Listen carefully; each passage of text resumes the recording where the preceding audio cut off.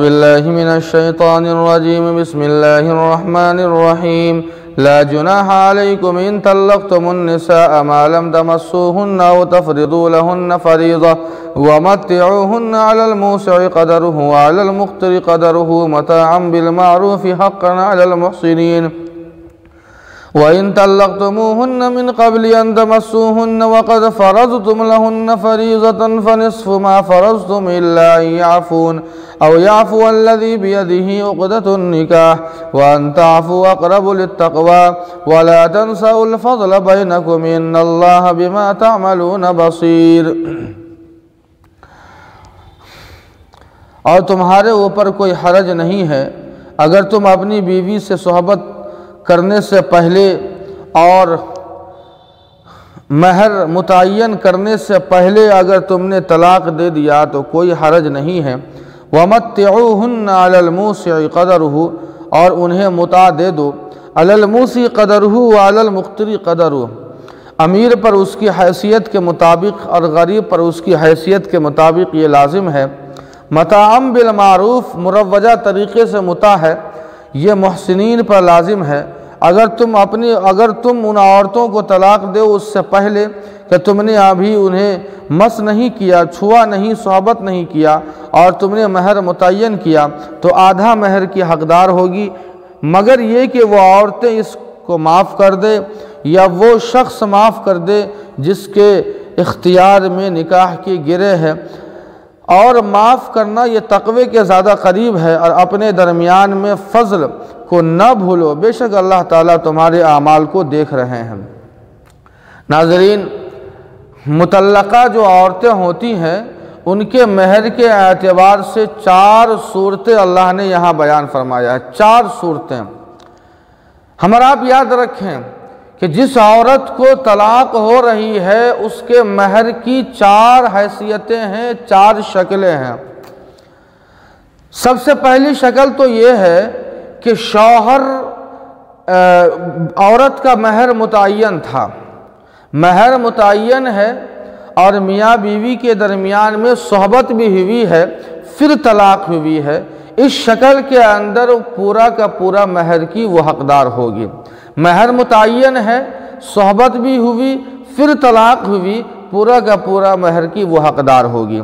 दूसरी शक्ल ये है कि महर तो मुतय्यन नहीं है लेकिन सोहबत हुई और तलाक़ हुई। इस शक्ल के अंदर महर मिस्ल है औरत के लिए। महर मिस्ल कहते हैं कि उस मुतल्लक़ा औरत की हम उम्र ख़ानदान में जो औरतें हैं उसका क्या महर था, वही महर उस औरत को दिया जाएगा।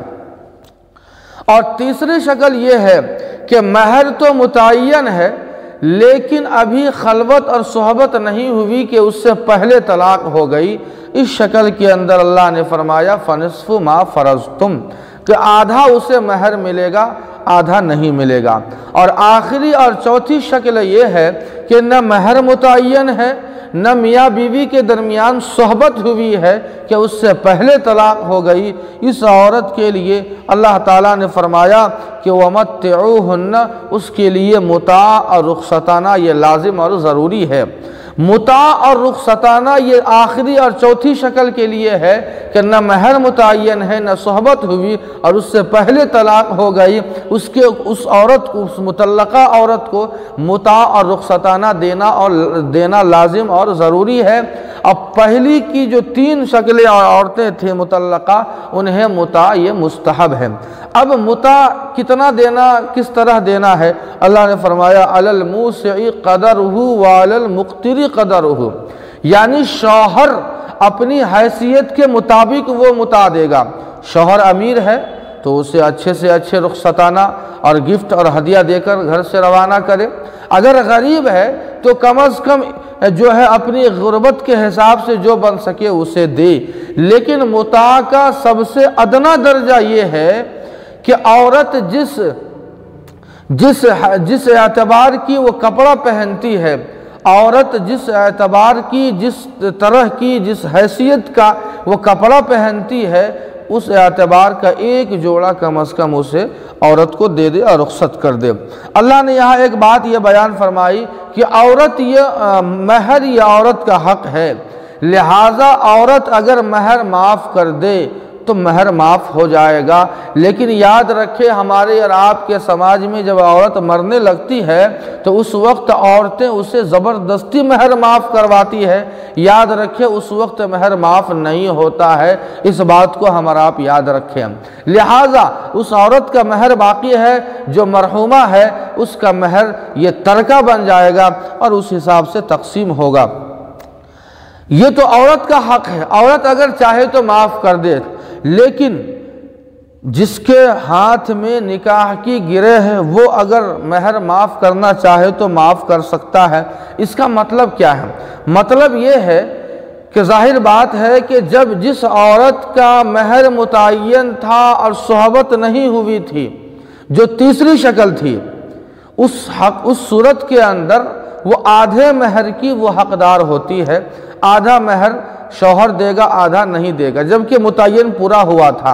अब यहाँ पर एक बात याद रखें कि मर्द के महर माफ़ करने का मतलब ये है कि वो आधा जो अपने पास रखा है, चूँकि आधे महर की हकदार होगी, आधा जो अपने पास रखा है, माफ़ करने का मतलब ये है कि वो मर्द वो भी दे दे, यानी पूरा का पूरा दे दे। यही मतलब है कि जिसके हाथ में निकाह की गिरे हैं वो माफ़ कर दे महर को। आगे अल्लाह फरमाते हैं कि महर माफ़ कर देना या माफ़ी तलाफ़ी ये बिल्कुल तक़वे के करीब है। अल्लाह ताला तुम्हारे आमाल से बाखबर है कि आखिर तुम क्या करते हो। अपने दरमियान की खुशगवार ज़िंदगी जो तुमने उल्फत व मोहब्बत के साथ गुजारी थी, तुम उसका कम अज़ कम जाते जाते तुम उसका लाज रखो।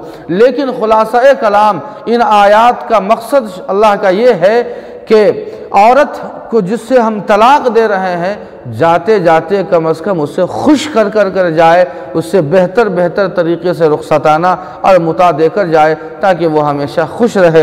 अल्लाह पाक से दुआ है कि अल्लाह पाक हम सबों को खुशगवार ज़िंदगी नसीब फरमाए।